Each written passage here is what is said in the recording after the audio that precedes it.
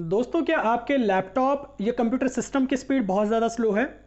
या फिर जब आप अपने सिस्टम को स्टार्ट करते हैं तो आपके सिस्टम को बहुत ज़्यादा वक्त लग जाता है उसको नॉर्मल स्टार्ट होने में?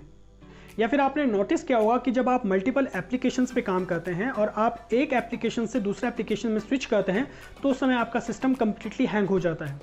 अगर ऐसा है तो दोस्तों ये वीडियो आपके लिए है, क्योंकि इस वीडियो में मैं आपके साथ शेयर करने वाला हूँ कुछ ऐसे ही टिप्स जो कि मदद करेगा हमारे सिस्टम की स्पीड और परफॉर्मेंस दोनों को इंक्रीज करने में। नमस्कार दोस्तों, मेरा नाम है कृष्णा गौर और स्वागत है आपका मेरे यूट्यूब चैनल पर जिसका नाम है नमस्ते आईटी। दोस्तों, आपने गौर किया होगा कि जब कभी हम नया लैपटॉप या कंप्यूटर सिस्टम परचेज करते हैं तो उस समय जो उसकी परफॉर्मेंस होती है वो बहुत ही बेहतरीन होती है, लेकिन धीरे धीरे जैसे हमारा सिस्टम पुराना होता चला जाता है हमारे सिस्टम की परफॉर्मेंस और स्पीड दोनों ही धीरे धीरे करके डाउन होती चली जाती हैं। तो ऐसे में हम क्या करें कि हमारा सिस्टम बेहतर तरीके से काम कर सके? तो जी हाँ दोस्तों, इस वीडियो में मैं आपके साथ शेयर करने वाला हूँ कुछ ऐसे ही टिप्स, ऐसे ही तरीके जो कि मदद करेगा हमारे सिस्टम की जो परफॉर्मेंस और स्पीड दोनों को बढ़ाने में। तो दोस्तों चलिए स्टार्ट करते हैं आज का ये वीडियो।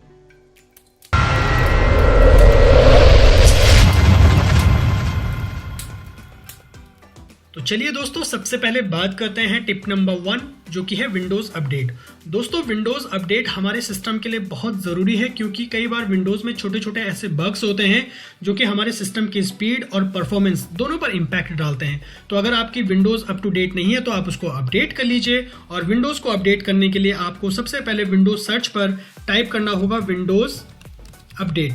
जैसे आप यहाँ पर विंडोज़ अपडेट टाइप करते हैं आपके सामने पहला जो सबसे बेस्ट मैच आपके सामने आता है वो आता है चेक फॉर अपडेट्स। तो आपने यहाँ पर चेक फॉर अपडेट्स पर क्लिक कर देना है। अब आपके सामने विंडोज़ अपडेट की ये वाली स्क्रीन ओपन हो जाएगी। यहाँ पर आपके सिस्टम के लिए जो बेस्ट विंडोज़ अपडेट अवेलेबल है आपने वो डाउनलोड करके इंस्टॉल कर लेना है। दोस्तों याद रहे, जब आप अपने सिस्टम में विंडोज़ के अपडेट को इंस्टॉल कर देते हैं उसके बाद आपने अपने सिस्टम को एक बार ज़रूर रिस्टार्ट कर लेना है। दोस्तों अब बात करते हैं टिप नंबर 2 की जो कि है सिस्टम कॉन्फ़िगरेशन यूटिलिटी। दोस्तों आप यहाँ पर ये डिसाइड कर सकते हैं कि कौन कौन से ऐसे स्टार्टअप सर्विसेज हैं जिनको आप इनेबल या डिसेबल रखना चाहते हैं। तो विंडोज़ सिस्टम कॉन्फ़िगरेशन यूटिलिटी को ओपन करने के लिए अगेन आपको विंडोज़ सर्च पर जाना होगा और यहाँ पर आपको टाइप करना होगा सिस्टम कॉन्फ़िगरेशन। जैसे ही आप सिस्टम कॉन्फ़िगरेशन पर क्लिक करेंगे आपके सामने एक विंडोज़ ओपन हो जाएगी। इस विंडोज़ में आपने तीसरे नंबर के ऑप्शंस पे जो कि है सर्विसेज का, उस पर आपने क्लिक कर देना है। अब यहाँ पर आप देख पा रहे होंगे दोस्तों कि मेरी जो भी सर्विसेज हैं वो सारी इनेबल्ड हैं। यहाँ पर आपको एक चीज़ ध्यान रखनी है कि बॉटम साइड पे आपको एक ऑप्शंस मिलता है हाइड ऑल माइक्रोसॉफ्ट सर्विसेज का, आपने उस पर टिक लगा देना है। तो दोस्तों इससे होगा क्या कि विंडोज़ की जो भी सपोर्टेड सर्विसेज हैं आप उनको इनेबल या डिसेबल नहीं कर पाएंगे। तो आप यहाँ पर आपके पास एक ऑप्शन है कि आप कौन कौन से ऐसे सर्विस हैं जिनको आप इनेबल रखना चाहते हैं या फिर डिसेबल रखना चाहते हैं। तो फिलहाल मैं सभी को यहाँ पर डिसेबल कर देता हूँ। अब यहाँ पर डिसेबल करने के बाद मैं अप्लाई करता हूँ और फिर देखता हूँ तो यहाँ पर अभी भी कुछ ऐसी सर्विसेज हैं जो ऑटोमेटिकली अभी इनेबल है, तो आपने उनको डिसेबल नहीं करना है, उनको इनेबल रहने देना है। उसके बाद आपने यहाँ पर ओके कर देना है। जैसे ही आप यहाँ पर ओके करते हैं आपका सिस्टम आपसे रिस्टार्ट करने के लिए पूछेगा, तो आपको यहाँ पर सिस्टम को रिस्टार्ट कर देना है। तो दोस्तों अब बात करते हैं टिप नंबर 3 की जो कि है स्टार्टअप एप्लीकेशन। अभी हमने बात की थी स्टार्टअप सर्विसेज की और अब हम बात कर रहे हैं स्टार्टअप एप्लीकेशंस की। जब हम अपने सिस्टम पे लॉगिन कर देते हैं तो हमारे सिस्टम के बैकग्राउंड में कुछ ऐसी एप्लीकेशंस होती हैं जो कि ऑटोमेटिकली स्टार्ट हो जाती हैं, जो कि कहीं ना कहीं हमारे CPU यूटिलाइजेशन को या फिर मेमोरी यूटिलाइजेशन को बढ़ा देती हैं। तो ऐसे में हमें उन एप्लीकेशंस को डिसेबल करना है, तो हम उनको कैसे डिसेबल करेंगे? तो इसके लिए हमें सबसे पहले टास्क बार पे राइट क्लिक करना होगा और यहाँ पर हम टास्क मैनेजर पर क्लिक करते हैं। तो जैसे हम यहाँ पर टास्क मैनेजर पर क्लिक करते हैं हमारे सामने टास्क मैनेजर का ये डैशबोर्ड ओपन हो जाता है। तो हमें यहाँ पर जाना है स्टार्टअप टैब पर। यहाँ पर जैसे आप स्टार्टअप टैब पर जाते हैं तो आपके सामने यहाँ पर जो भी एप्लीकेशंस बैकग्राउंड में रन हो रही थी उसकी यहाँ पर आपको लिस्ट आ जाती है। तो यहाँ पर आपने अपने अकॉर्डिंग जो भी सर्विसेज जिनकी आपको ज़रूरत नहीं है उनको डिसेबल करना है तो आप अपने अकॉर्डिंग यहाँ पर कर सकते हैं। तो मैं एक एग्जांपल ले लेता हूँ यहाँ पर एडोब रीडर का, मुझे अभी इसकी ज़रूरत नहीं है तो मैं इसको डिसेबल कर देता हूँ। या फिर माइक्रोसॉफ्ट वन ड्राइव की मुझे अभी ज़रूरत नहीं है, इसको भी यहाँ पर मैं डिसेबल कर देता हूँ। माइक्रोसॉफ्ट टीम्स है, इसकी भी ज़रूरत नहीं है, मैं इसको भी यहाँ पर डिसेबल कर देता हूँ। और यहाँ पर ग्लोबल प्रोटेक्ट मेरा VPN है तो मैं इसको भी यहाँ पर डिसेबल कर देता हूँ। लेकिन दोस्तों ध्यान रखें कि यहाँ पर कुछ ऐसी एप्लीकेशंस हैं जो कि विंडोज़ के लिए बहुत ज़रूरी हैं, जैसे कि रियलटेक HD ऑडियो मैनेजर, आपका एंटीवायरस, विंडोज सिक्योरिटी नोटिफिकेशन। आप इन सर्विस को डिसेबल ना करें। तो आप यहाँ पर जो भी इसके अलावा जो भी अदर एप्लीकेशंस हैं जिनकी आपको ज़रूरत नहीं है उनको आप यहाँ पर डिसेबल कर सकते हैं। तो चलिए दोस्तों, अब बात करते हैं टिप नंबर 4 की, जो कि है विजुअल इफेक्ट सेटिंग्स, या फिर आप इसको ग्राफिकल सेटिंग्स भी बोल सकते हैं। दोस्तों, विंडोज ऑपरेटिंग सिस्टम में बाय डिफॉल्ट आपके सिस्टम के लिए बेस्ट रेजोल्यूशन क्या होना चाहिए यह खुद ऑपरेटिंग सिस्टम डिसाइड करता है, ताकि आपको मैक्सिमम रेजोल्यूशन प्रोवाइड किया जा सके।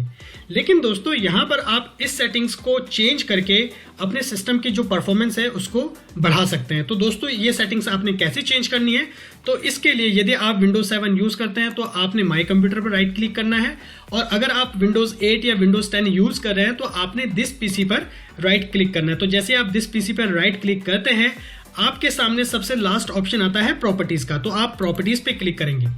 जैसे ही आप प्रॉपर्टीज पे क्लिक करते हैं, आपके सामने एक नया विंडोज ओपन हो जाता है। तो इस विंडोज में अगर आप देखेंगे तो लेफ्ट हैंड साइड पर आपको एडवांस सिस्टम सेटिंग्स का ऑप्शन आता है। तो यहाँ पर आपने एडवांस सिस्टम सेटिंग्स पर क्लिक कर देना है। तो जैसे आप एडवांस सिस्टम सेटिंग्स पर क्लिक करते हैं, आपके सामने एक सिस्टम प्रॉपर्टीज का नया विंडोज ओपन हो जाता है। तो यहाँ पर 4th नंबर का जो टैब है एडवांस का, आपने उस पर क्लिक कर देना है। तो यहाँ पर क्लिक करने के बाद जो पहला ऑप्शन परफॉर्मेंस का आता है, उसकी सेटिंग्स पर आपने यहाँ पर क्लिक कर देना है। तो यहाँ पर पहला जो option by default Windows select करके रखता है, तो आपने यहाँ पर क्या करना है, यहाँ पर आपने उसको चेंज करके कस्टम पे क्लिक कर देना है, और जितने भी बॉक्स में यहाँ पर आपको चेक नजर आ रहे हैं उन सबको आपने अनचेक कर देना है। तो बेसिकली ये आपकी जो ग्राफिक्स यूज हो रही होती है उनको डिग्रेड कर देता है। तो यहाँ पर आपने जितने भी बॉक्स हैं सबको अनचेक कर देना है। अनचेक करने के बाद आपने अप्लाई पर क्लिक कर देना है, और उसको अप्लाई पर क्लिक करने के बाद आपने ओके कर देना है, और यहाँ पर दोबारा से ओके करके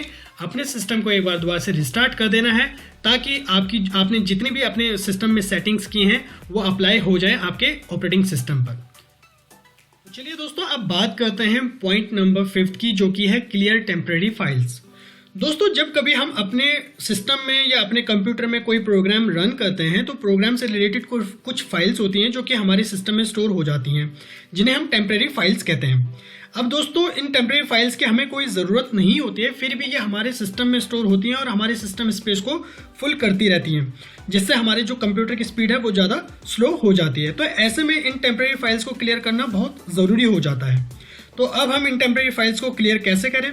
तो इसके लिए आपको अपने कीबोर्ड पर Windows+R का बटन प्रेस करके रन ओपन कर लेना है। तो Windows+R का जो आप बटन प्रेस करते हैं, तो यहाँ पर आपके सामने रन का विंडोज ओपन हो जाता है, और यहाँ पर आपने टाइप करना है %temp%। यहाँ पर %temp% को टाइप करने के बाद आपने यहाँ पर ओके कर देना। तो जैसे आप यहाँ पर ओके कर देंगे तो आपके सामने टेम्परेरी फोल्डर खुल जाता है। यहाँ पर आपके पास जितनी भी ये फाइल्स हैं, सारी टेम्परेरी फाइल्स है, तो आपने इनको सेलेक्ट कर लेना है। सेलेक्ट ऑल पे कंट्रोल ऑल्ट करके इसको आपने सारी फाइल सेलेक्ट कर लेनी है, और इसको यहाँ से परमानेंटली डिलीट कर देना है। तो आप यहाँ पर इसको यस कर दीजिएगा। तो यहाँ से आपकी जो फाइल्स हैं वो सारी यहाँ पर डिलीट हो जाएंगी, जो भी आपके सिस्टम में टेम्परेरी फाइल्स सेव हैं। तो एक बार ये प्रोसेस कंप्लीट हो जाए तो फिर मैं आगे आपको बताता हूँ कि क्या करना है। जब एक बार आपकी ये सारी टेम्परेरी फाइल्स यहाँ से डिलीट हो जाती हैं, ठीक है, कुछ फाइलें हैं जो अभी भी रन हो रही हैं, तो इनको हम यहाँ पर स्किप कर देते हैं। जब यहाँ से आप ये सारी फाइल्स डिलीट कर देते हो, फिर आपने दोबारा Windows+R को प्रेस करके रन ओपन करना है, और इस बार आपने यहाँ पर टाइप करना है temp, केवल टेम्प यहाँ पर आपने टाइप करना है। अगेन फिर आपके सामने एक नया फोल्डर और खुलेगा, जिसमें भी हमारे और भी टेम्परेरी फाइल्स हैं। आपने अगेन यहाँ पर कंट्रोल A करके सारी फाइल्स को सिलेक्ट कर लेना है, और यहाँ पर शिफ्ट और डिलीट प्रेस कर देना है। यहाँ से भी आपने इन सारी फाइल्स को डिलीट कर देना। तो एक बार ये सारी फाइल्स आपकी डिलीट हो जाएंगी, उसके बाद फिर से आपने अपने सिस्टम को एक बार दोबारा से रीस्टार्ट कर देना है। तो चलिए दोस्तों, अब बात करते हैं पॉइंट नंबर 6 की, जो कि है अनइंस्टॉल अनवांटेड सॉफ्टवेयर या फिर एप्लीकेशंस। दोस्तों, न जाने हम अपने सिस्टम में कितने ही ऐसे सॉफ्टवेयर या एप्लीकेशन इंस्टॉल कर देते हैं जिनकी हमें ज़रूरत या तो नहीं होती है या फिर बहुत कम हम उनको यूज़ करते हैं, जो कि हमारी मेमोरी के साथ साथ हमारे स्टोरेज को भी यूटिलाइज करते रहते हैं। तो ऐसे में हमें उन सभी सॉफ्टवेयर या एप्लीकेशंस को अपने सिस्टम से रिमूव कर देना चाहिए, अनइंस्टॉल कर देना चाहिए, जिससे हमारा जो कंप्यूटर सिस्टम है वो अच्छे तरीके से काम कर सके। तो इसके लिए आपको क्या करना है, आपको सबसे पहले विंडोज सर्च पर जाना है, और यहाँ पर आपने टाइप करना है कंट्रोल पैनल। जैसे ही आप यहाँ पर कंट्रोल पैनल टाइप करते हैं, कंट्रोल पैनल पे आप यहाँ पे क्लिक करते हैं, तो आपके सामने कुछ इस तरह का पेज ओपन हो जाएगा। तो अब आपने यहाँ पर सर्च करना है प्रोग्राम्स एंड फीचर।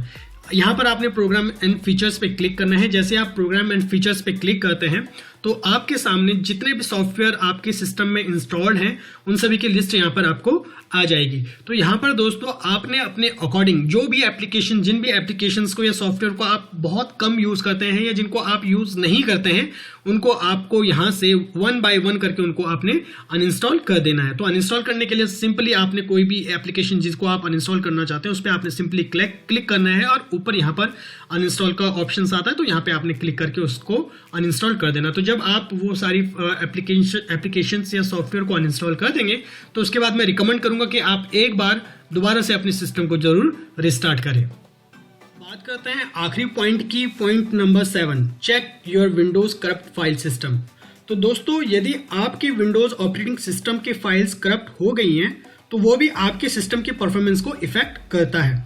कई बार विंडोज की फाइल्स करप्ट होने के कारण हम बहुत सी ऐसे एप्लीकेशंस हैं जिनको ओपन नहीं कर पाते हैं, जिससे हमें बहुत सारी प्रॉब्लम्स आ जाती हैं, जिससे हमें बहुत ज़्यादा प्रॉब्लम्स फेस करनी होती हैं। जैसे कि कई बार हमारा सिस्टम हैंग हो जाता है या कई बार हम किसी भी जो प्रोग्राम्स हैं उनको ओपन करते हैं तो वो बहुत टाइम लगाता है ओपन होने में। ऐसे बहुत सी प्रॉब्लम्स होती हैं जो हमें फेस करनी पड़ती हैं विंडोज करप्ट होने के कारण। तो अगर आप भी अपने विंडोज ऑपरेटिंग सिस्टम की करप्ट फाइल्स को रिपेयर कर देते हैं तो आपका जो सिस्टम है वो स्मूथ तरीके से काम करना शुरू कर देता है। तो दोस्तों करप्ट फाइल्स को कैसे स्कैन और रिपेयर करते हैं इसके लिए मैंने अलग से एक वीडियो बनाया है जिसका लिंक मैं आपको डिस्क्रिप्शन पे दे दूंगा, तो आप वहां से उस वीडियो को देखकर अपने करप्ट विंडोज की प्रॉब्लम को सॉल्व कर सकते हैं। तो दोस्तों ये थे कुछ 7 ऐसे टिप्स जिनको अगर आप अपने सिस्टम पर अप्लाई करते हैं तो मैं दावे के साथ कह सकता हूं कि आपका जो सिस्टम है बहुत अच्छे स्मूथ तरीके से काम करेगा और आपको फर्क दिखेगा पहले की विंडोज में और अब की विंडोज में कि आप कितने फास्ट तरीके से आप काम कर पा रहे हैं। तो दोस्तों इस वीडियो में इतना ही था। अगर आपको ये वीडियो अच्छा लगे तो प्लीज़ शेयर कीजिएगा, और यदि आपके कुछ ऐसे डाउट्स हैं या कुछ आपके ऐसी प्रॉब्लम्स हैं जिन पर आपको लगता है कि मुझे वीडियो बनाना चाहिए तो वो भी आप मेरे साथ शेयर कर सकते हैं कमेंट्स में, तो मैं कोशिश करूंगा उन पर वीडियो बनाने की। तो धन्यवाद दोस्तों, थैंक्स फॉर वॉचिंग।